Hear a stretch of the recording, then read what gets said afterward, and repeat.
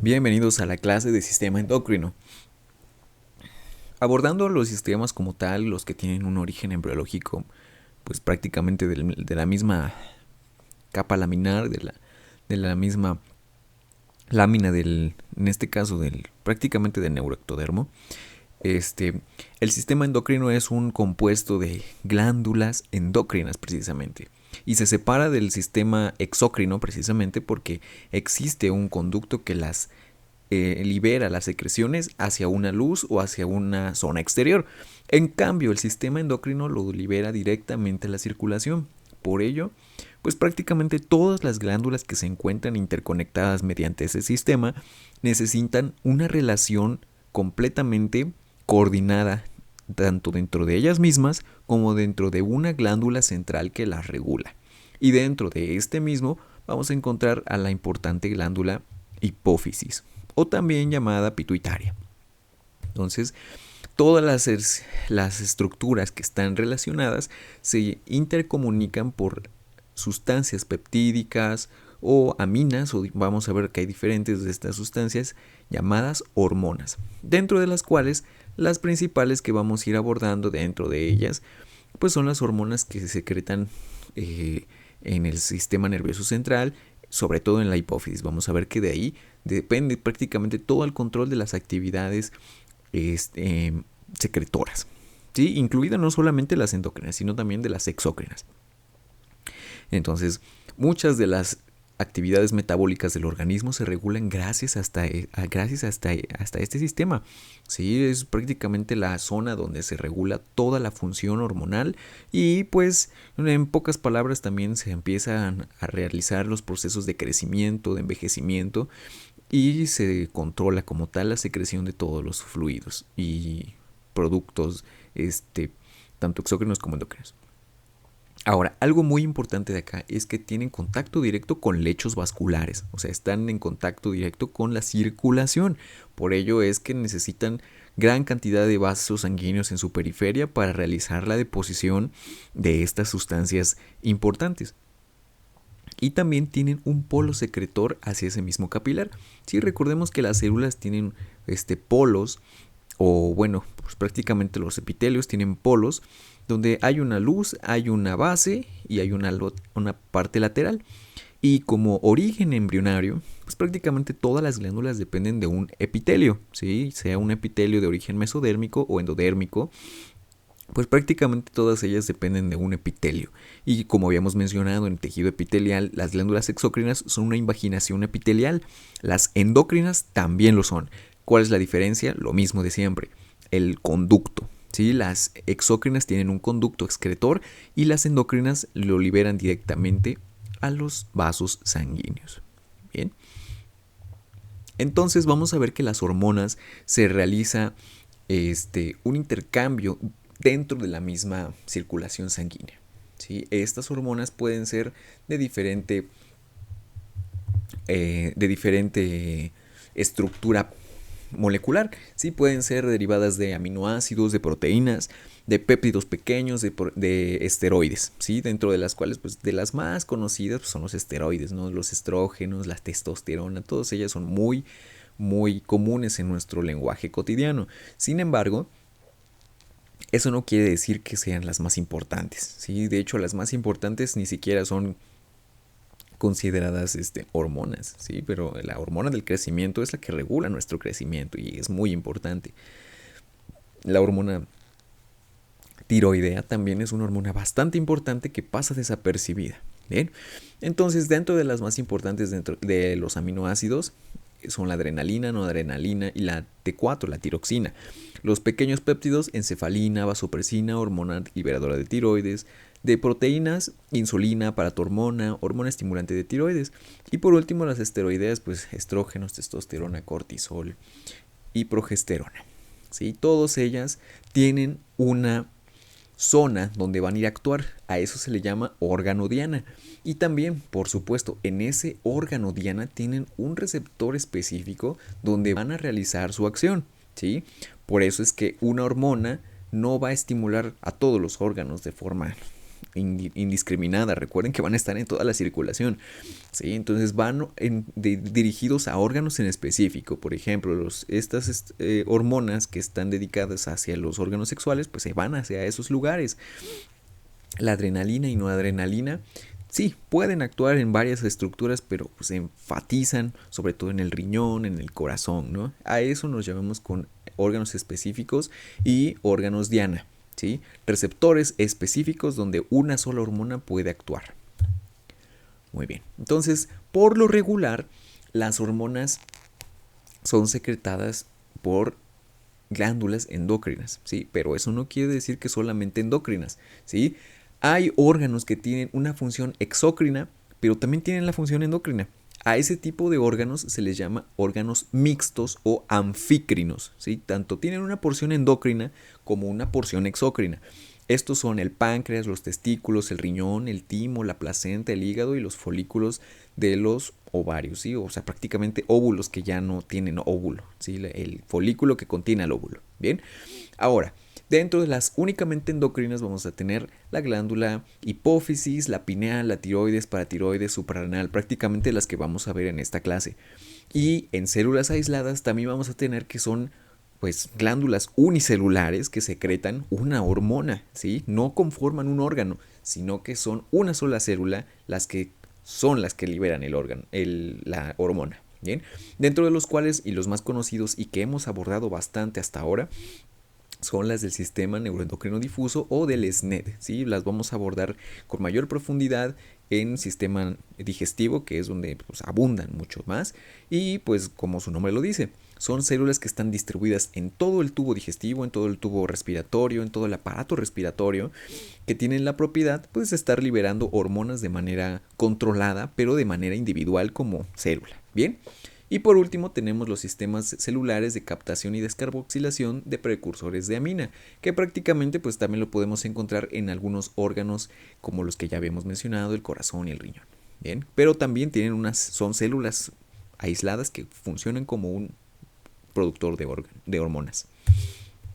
Bien, entonces empezando con la más importante, la madre de todas, la central reguladora, es la hipófisis o pituitaria. Bien, ahora, hay que comprender algo de esta. Ella es el centro regulador de prácticamente todo el sistema endocrino, ¿sí? Bien, se puede mencionar que es una intermediaria porque quien regula todo, en pocas palabras, es el hipotálamo, o sea, el cerebro, ¿bien? Pero quien regula como tal las funciones de todas las hormonas es la hipófisis, ¿sí? El cerebro solamente le dice empieza a secretar, pero quien regula esa secreción es la hipófisis. ¿Cómo lo hace? Mediante algo que se llama feedback. Tanto puede ser negativo como positivo. Y no es nada complicado. Si el feedback es positivo, pues evidentemente, entre más cantidad de secreción, menos va a producir. Y si es negativo, entre menos producción, empieza a producir más. ¿Sí? Son contrarios. Bien, por lo general, la mayor parte de estas glándulas que regula la hipófisis, o bueno, la mayor parte del control hormonal es de un feedback negativo, ¿sí? Entre mayor cantidad de entre mayor cantidad de hormona está circulando, menor es la secreción, ¿sí?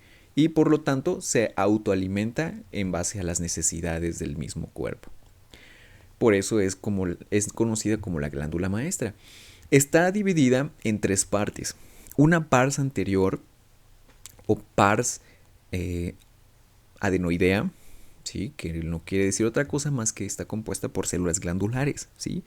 Y una pars posterior o neurohipófisis, ¿sí? Que está constituida por células nerviosas, ¿sí? Que vienen directamente de un núcleo del quiasma óptico o de la glándula pineal incluso. Y esta está comprendida por una región interna que se relaciona con el tallo cerebral, ¿sí? O sea, prácticamente con hipotálamo también. Pero pues si se dan cuenta, en pocas palabras, son células nerviosas, ¿bien?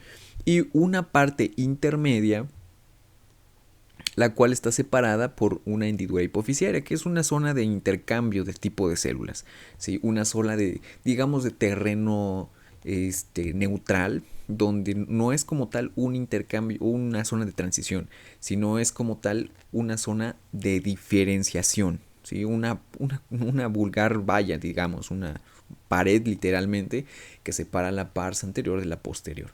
¿Sí? Se compone por estructuras algo extrañas en cuanto a su presencia, pero es realmente una zona de separación de la misma. Y por último, la pars anterior está constituida, pues por lo que mencionábamos, una zona muy amplia de tejido glandular. Bien. Ahora, algunos mencionan que también existe una pars tuberalis, ¿sí? Que es una zona que está que está en contacto con un infundíbulo, ¿sí? Que es prácticamente, digamos, el tallo de la glándula, en la cual tiene la radical importancia de que sostiene todas las células que están como tal constituyendo la glándula. ¿Sí? Digamos que es el tallo, ¿sí? De hecho lo consideran tallo, a la pars tuberalis y al infundíbulo.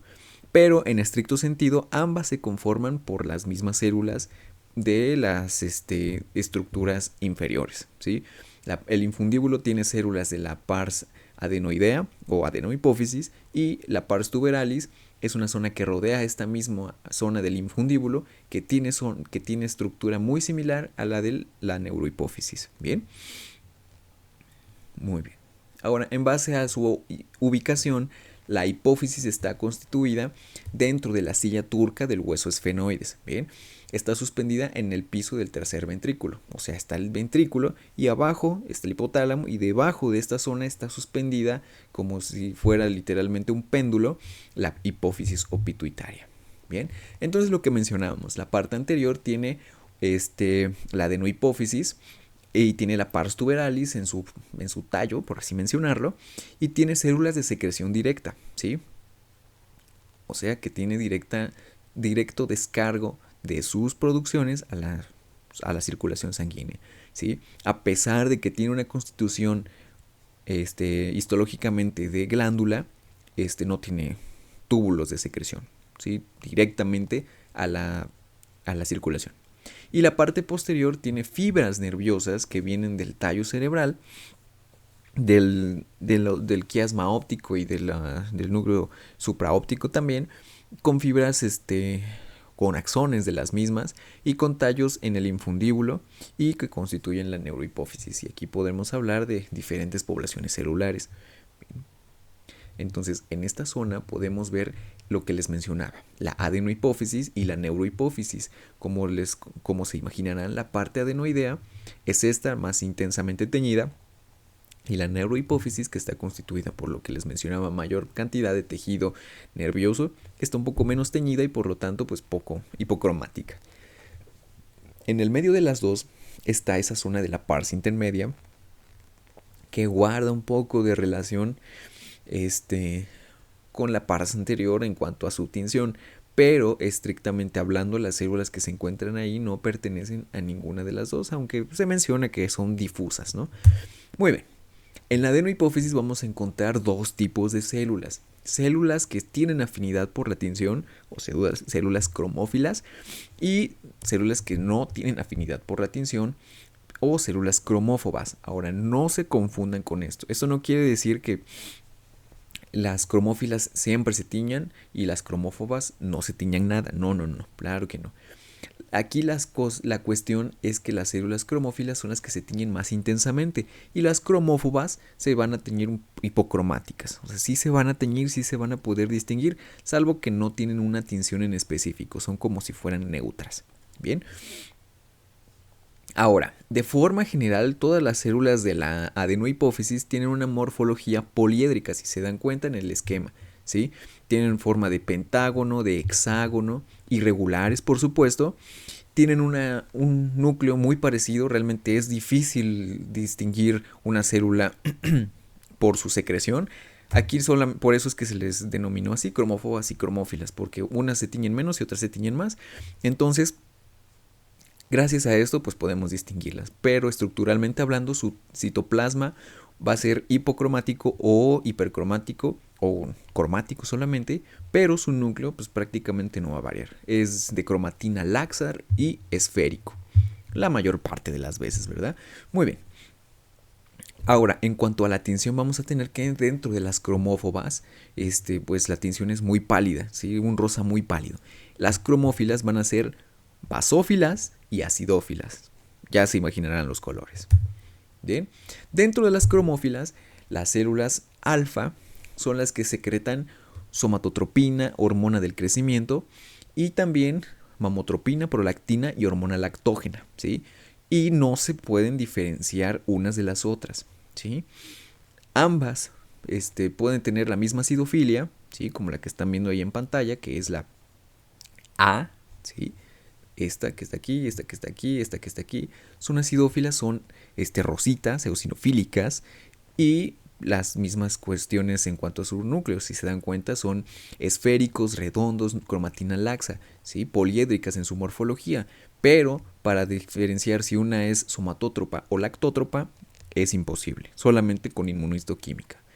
Las siguientes son las basófilas, que son consideradas células beta, ¿sí? Las mismas que liberan adenocorticotropina, hormona tirotrópica, hormona estimulante del folículo o hormona luteinizante, ¿sí? Igual, la misma cosa.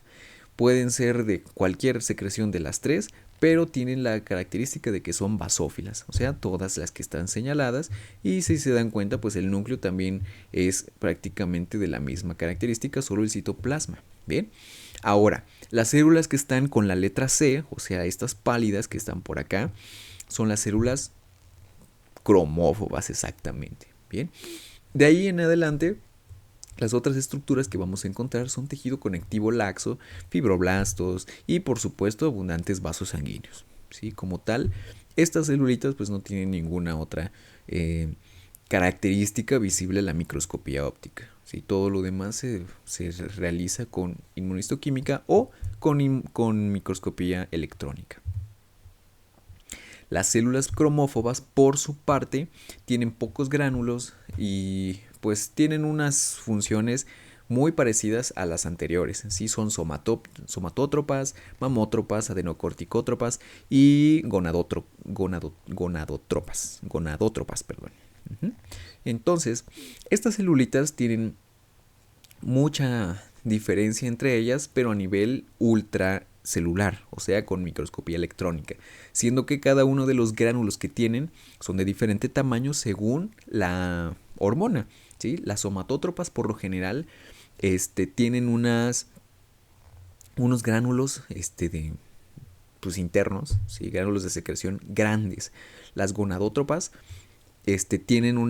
son gránulos esféricos con un borde liso, son pequeños. ¿Sí? Las tirótropas son gránulos redondos, pequeños, estrellados o angulados, y las mamótropas son gránulos grandes de bordes irregulares. ¿Sí? Entonces, así es como se separan, pero a la microscopía electrónica. A la microscopía óptica, pues no es posible diferenciarlos, todos se ven con la misma tinción. Bien, ahora, del tallo que estábamos hablando, la pars tuberalis tiene células indiferenciadas y pueden ser, como les mencionaba, las mismas de secreción que habíamos mencionado, acidófilas y basófilas. Y la intermedia, la pars intermedia, que está pues en la parte de la diferenciación, la muralla, está poco desarrollada y por lo general en personas jóvenes tiene bolsas o folículos rellenas de coloide. Este coloide puede ser de composición indiferenciada. ¿Sí? Algunos autores mencionan que el coloide está determinado por secreciones meramente de una especie de secreción celular, otros que no tienen ninguna función. Realmente es muy difícil encontrarlos en personas adultas porque se va calcificando o se va perdiendo. Entonces la pars intermedia solamente lo mencionan como un resto de la bolsa de Rathke, que es una porción de la embrionaria de donde deriva esta sección adenohipoficiaria. Bien. También se menciona que tiene hormona estimulante de melanocitos en ese coloide, entonces pues realmente varía bastante de la literatura, aunque a mí me gusta pensar que tiene hormona estimulante de melanocitos, bien, porque después pues esta misma puede condicionar algunas enfermedades. La neurohipófisis, por su parte, contiene unas células que tienen nombre propio, ¿sí? A diferencia de las células acidófilas y basófilas, que solamente nos da como tal la característica de la tinción, la neurohipófisis tiene a los pituicitos, ¿sí? Clave, porque gracias a esa presencia de células pituicitos, la neurohipófisis, pues prácticamente estamos hablando de células nerviosas. Y por supuesto tiene abundantes fibras que mencionan los libros, que son amielínicas, o sea, realmente en esta zona no tendríamos que ver oligodendrocitos, y por lo tanto todas las células con un núcleo aplanado de cromatina densa corresponderían a los pituicitos. Aunque pues realmente no es visible con las tinciones de hematoxilina y eosina, sino con tinciones argénticas o metálicas, ¿sí? Donde sí podríamos ver que tiene procesos dendríticos, que son células como tal dendríticas y que tiene muchos procesos, ¿sí? Pero en general todas las celulitas que podemos encontrar ahí son pituicitos que tienen conexión directa con los núcleos supraóptico y paraventricular. Bien, estos pituicitos se encargan de secretar vasopresina o hormona antidiurética y oxitocina. Solamente eso, ¿sí? Aquí podemos ver algunos vasos sanguíneos. Bien, esta síntesis neuronal de hormonas se realiza pues precisamente en colaboración con estos núcleos, o sea que los núcleos como tal son los reguladores, ¿sí? Son los estimulantes, ¿sí? No va de arriba hacia abajo, sino que va a la señalización de abajo hacia arriba. Y posteriormente los cuerpos de Hering, que no es otra cosa más que porciones terminales de axón, que tienen una dilatación eosinofílica, como una manchita eosinofílica, son las características o estructuras que podemos llegar a ver, pero es muy difícil encontrarlas. Ahora, la oxitocina se relaciona con el núcleo paraventricular y la vasopresina con el núcleo supraóptico, o sea que cada una tiene un origen cerebral determinado. Estas hormonas viajan viajan a través del axón con una glucoproteína que se llama neurofisina. Entonces, a patologías que se dedican a esto de la neurofisina, que la alteran, pues evidentemente nos van a causar alteraciones con la presión arterial o con la descarga de leche en las embarazadas, por supuesto. Bien. Ahora, algo muy importante con la hipófisis es el sistema de suministro de sangre. La hipófisis corresponde a una zona de sistema portal. Esto quiere decir que la sangre arterial pasa directamente a la venosa sin pasar por una red capilar. Entonces hay una mezcla de sangre. Llega la sangre desde la carótida interna en las partes de la cerebral anterior y posterior, y también de arterias hipofisiarias inferiores. En la pars posterior, las arterias hipofisiarias superiores, el infundíbulo y la eminencia media, los plexos portales y las sinusoides de la pars anterior. Entonces, la pars anterior está altamente irrigada por la arteria hipofisiaria superior y la pars posterior por la arteria hipofisiaria inferior. Bien. La hipofisiaria inferior viene de la cerebral anterior y la hipofisiaria superior viene de los plexos portales y de las partes superiores. Bien, vienen prácticamente de la misma arteria, que es la carótida interna. Sin embargo, pues varía un poco su suministro sanguíneo, pero en pocas palabras es muy importante de dónde vienen. Bien, y esto es lo que pasa. De la arteria superior hipofisiaria superior deriva para la adenohipófisis, y de la arteria hipofisiaria inferior va para la neurohipófisis, y directamente ahí hacen el intercambio de sangre, ¿sí? Un sistema porta o shunt fisiológico, ¿sí? Entonces, en ese sistema de venoso capilar, bueno, no son capilares, en ese sistema venoso se descargan todas las hormonas que ya mencionamos, ¿sí? Vena hipofisiaria, en pocas palabras, es donde se descarga todo. Muy bien, vamos a dejar hasta aquí la clase. Continuaremos con tiroides en la siguiente.